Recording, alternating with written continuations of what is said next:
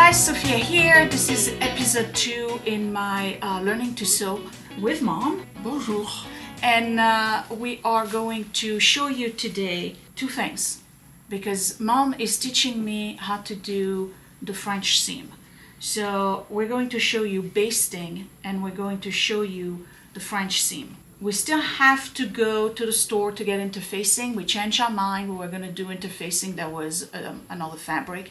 We're going to do the interfacing that's regular. We're just concerned it's going to be too thick. So right now we're looking at mine, and these are the sleeves. And if you remember, the sleeves for mine are raglan sleeves, meaning that they go like this all the way up. They're not straight. They kind of like in an angle. I have two pieces for each sleeve. There's a front of the sleeve and the back of the sleeve, and they're going to be stitched here and stitched here. Quand tu fais la couture anglaise, tu couds sur le devant ou sur l'arrière?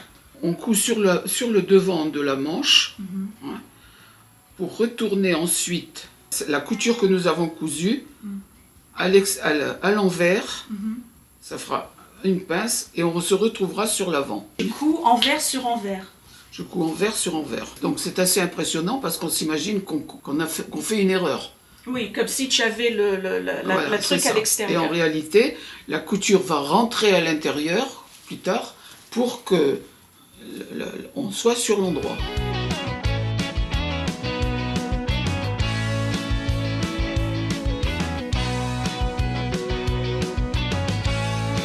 So since we're doing wrong side to wrong side, here's the back of my sleeve.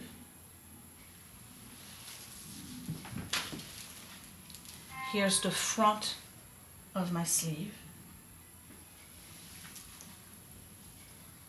And it's easier when the fabric has a pattern and you can see which one is front or back. With flannel, there's a part that's a little bit fuzzy, and the part in the back that's not fuzzy at all. That's the back. So we're going to place them like this.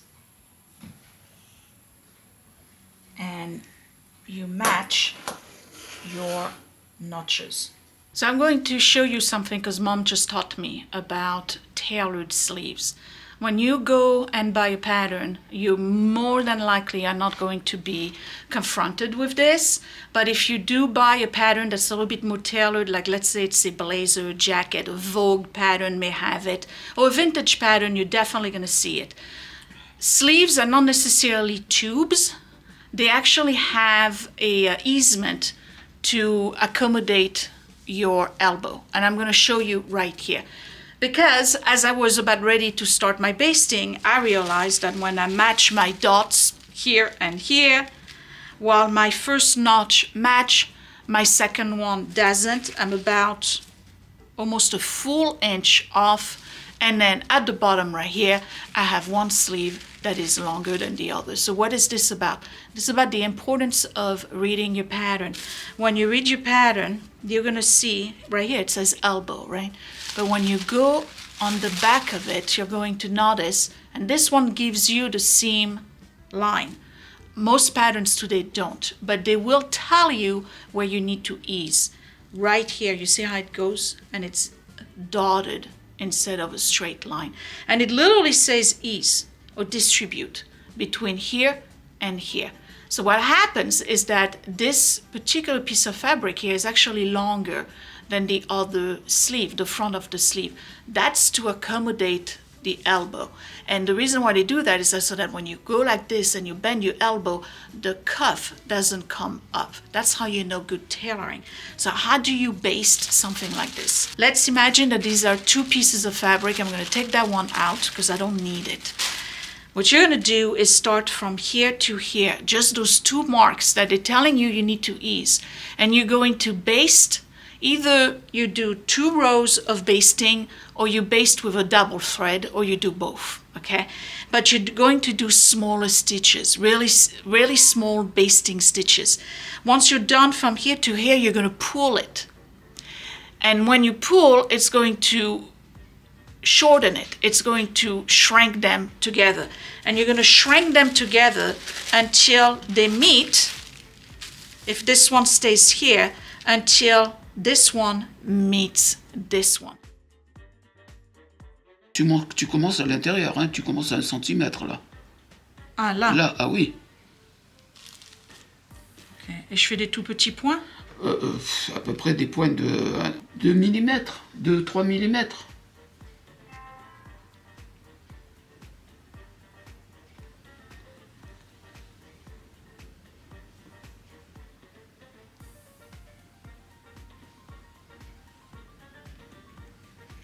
Moi j'ai appris à coudre, mais j'ai pas appris à faire ce genre de trucs, de soutenir et des trucs comme ça. Les bonnes sœurs, elles m'apprenaient à faire des points droits, des coutures anglaises et des reprises, parce on entretenait le linge des curés qui étaient dans le monastère d'à côté. Alors là, je coupe, mais je Tu laisse le du fil très très long. Je laisse le fil très long. Enfin, ne t'encombre pas, voilà. Bon, et alors le deuxième rang, je le mets en haut ou en bas? Bah, tu vas coudre au-dessus. Alors si tu fais de la couture anglaise, tu vas le coudre là-haut.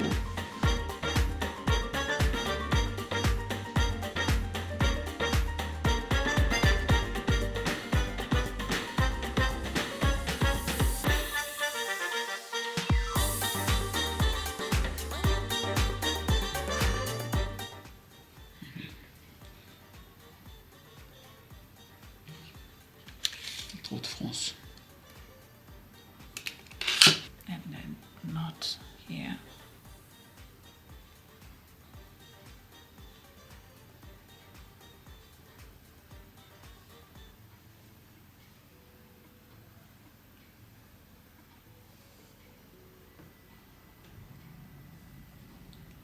All right, and distribute.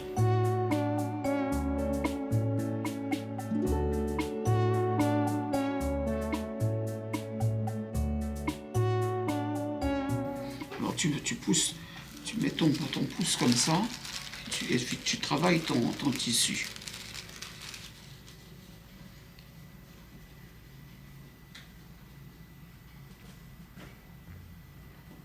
C'est déjà mieux. So on the back of it, that's what it looks like. And here's the inside.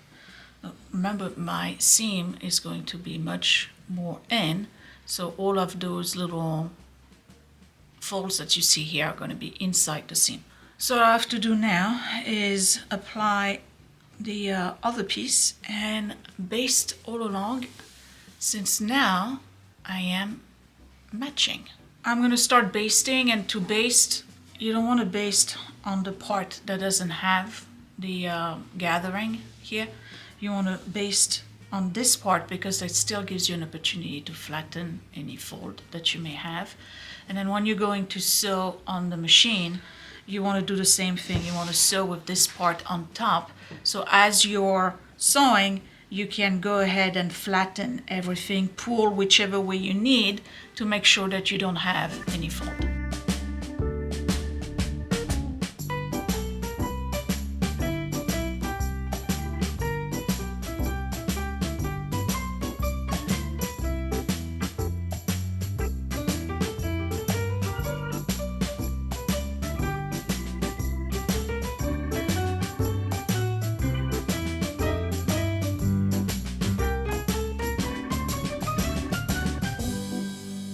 So prior to basting, I did on the other side, right, of the sleeve. I did it with pins first, and Mom is having me redo it because you can see it's not flat, and she's going to explain to you why this happened. Là, on se retrouve avec trop de tissu de ce côté à l'envers que sur le dessus, parce que ça a été fait comme ça. Quand on travaille comme ça, le doigt prend plus de tissu sur le dessus que sur le dessous. Donc on a une déformation du tissu. Il faut autant que possible travailler sur un tissu à plat. Voilà. D'autre part, il y a des marques qu'il faut respecter. Donc quand on veut faufiler, on s'intéresse aux marques qui sont là. D'abord on vérifie ici les points. S'ils sont vérifiables, on pique. Ça doit sortir de l'autre côté. Ça, c'est OK. Pas de problème.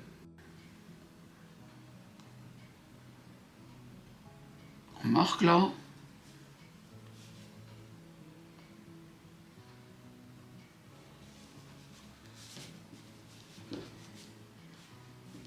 Étale le tissu.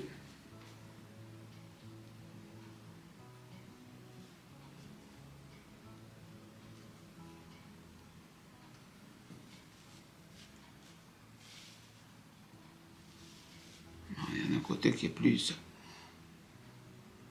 Je crois pas que ma démonstration soit bonne, hein. Ou bien alors il y a un problème d'autre. Bon, alors là, il faudra s'appliquer comme ça, parce qu'on arrondit sur le haut de l'épaule.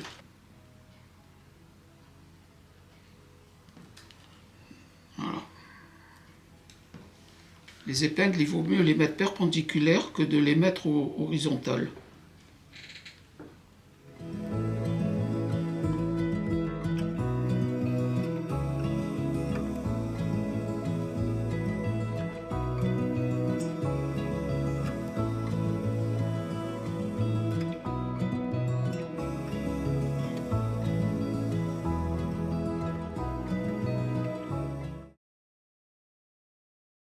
All right, we finally made it to the sewing room, and Mom is going to give us a demonstration tutorial as to what a French seam is. So we got some random fabric I pulled out of my pile and cut it in half. All right, so Mom is going to show us. Nous allons faire une couture dite anglaise, mais en France, et dite française en Angleterre. Nous avons deux morceaux de tissu, on commence par coudre toujours sur l'endroit. Voilà l'envers, voilà l'endroit. On présente les deux morceaux l'un en face de l'autre. Envers sur envers. Envers sur envers, endroit face à nous. Ok. Voilà. On va coudre à un demi-centimètre du bord.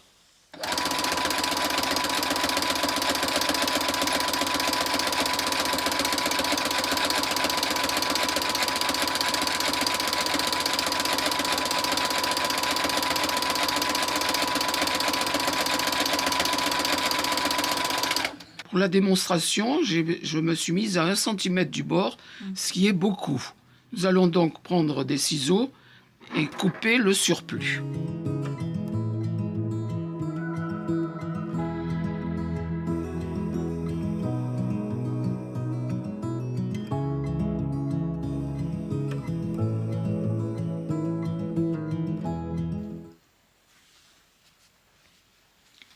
La couture étant élevée, il va falloir la baisser. Donc nous prenons un fer à repasser et on couche la couture.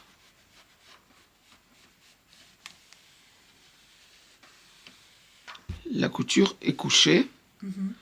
On rabat à ce moment-là. On va pincer tout le long. Alors on peut surfiler pour tenir et il vaut mieux le faire. Tu repasses aussi? Et là nous allons également repasser une deuxième fois.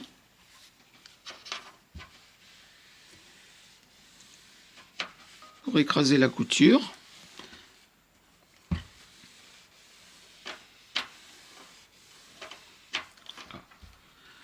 Et nous allons coudre à 1 cm du bord.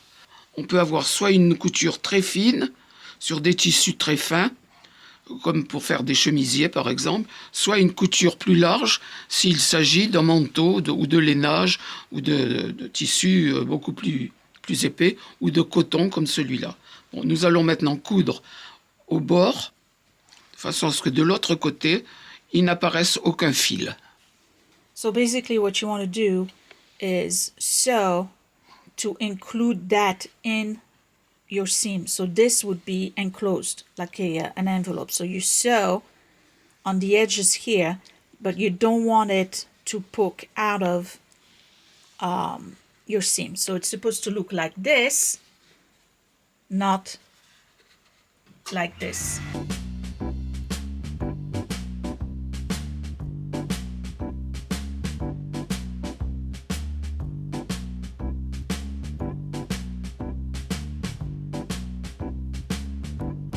Nous n'avons pas faufilé au préalable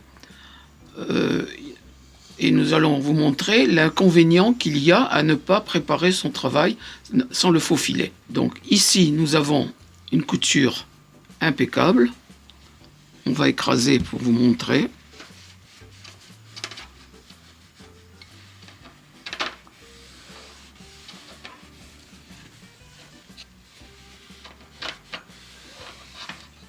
la couture est faite. Et là, nous avons un dépassement.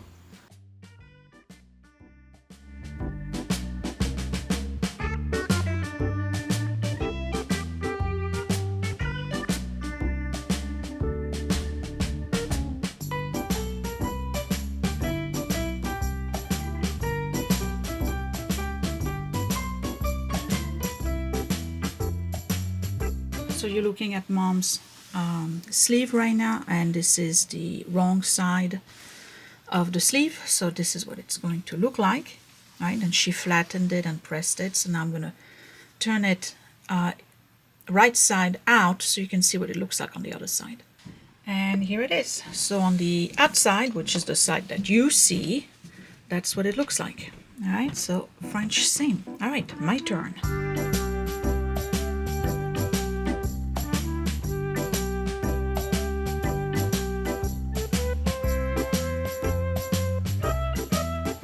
Here's mine. So this is the outside of my sleeve, right? And you can see that I don't have any fabric poking out, but I'm going to show you something else that I'm going to do with mine that mom is not doing with hers.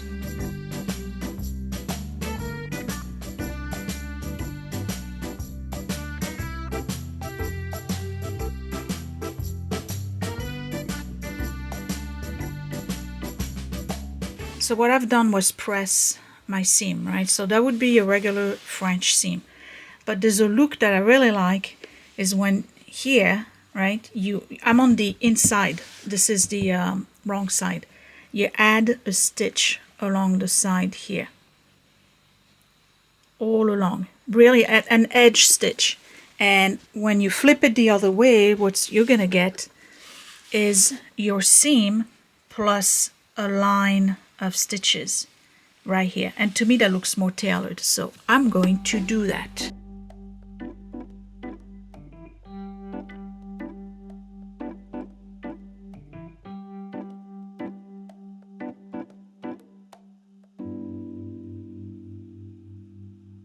So on the inside of the sleeve I now have the seam that is pressed and attached, so I don't have a little flap. But what's really cool is on the outside. And on the outside of the sleeve, this is what it looks like. So it's a little bit more finished, right? Almost looks like jeans. I like that, more tailored. Okay, why am I bothering doing a tailored on, what is this, flannel? I don't know. I'm just learning to sew. All right, so Mom and I are going to continue working on these, and then when we come back, we'll show you our sleeves.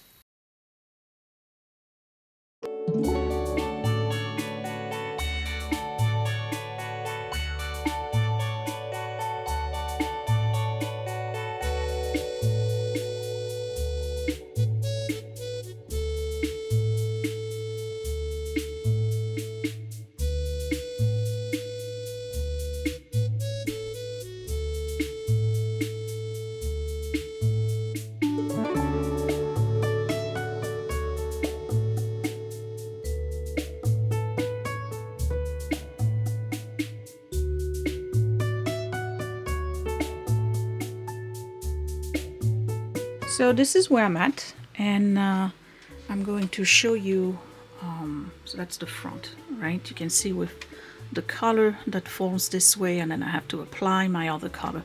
I just want to show you what a raglan sleeve looks like. This, and that's the reason why I kept it on that shirt. I still haven't finished that blouse. Okay, so that's the regular sleeve, right? It ends here. You can tell that there is a seam right here. Okay, well, the raglan starts here at the bottom and it goes like this. And then in the back, it's basically going to look like a triangle, like this. Okay, I may have pulled it up a little bit too much, but that's basically the difference between the two types of sleeves. So on mine, I have already sewn, and you just sew that on the two sides. So it's basically the front to the back, the front right to the back, and the front left to the back. What I did do this time around is the French seam, and you saw me add an extra stitch. to make it flat on the inside. Here's the inside of it, right? So this is not really flying, it's kind of holding together. So what I did was kind of feel where the seam was when I was sewing, right? You can see the little indentation here, right? So I followed that, and the reason why I did it on the right side is because my top stitch is much prettier. The other one's not ugly, but the top stitch is much prettier than the bottom stitch. So that way I have the pretty stitch on the outside, and this is my stitch on the inside.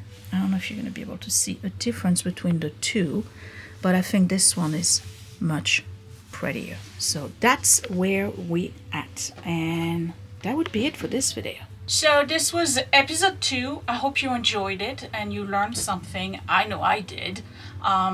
We are going to resume and work on episode 3, which is basically stay stitch, and we're going to start probably with the collar, and we'll take it from there. Okay, so thumbs up if you like this video, subscribe right here in the corner, and hit that bell button so you get notified whenever I post another video. You can find me on Facebook and Instagram at mygreatchallenge, and my Patreon channel for more mom content and exclusive content not shared on YouTube is patreon.com/mygreatchallenge. I hope you enjoyed this, and I will see you in the next video. Thanks for watching. Bye. Bye.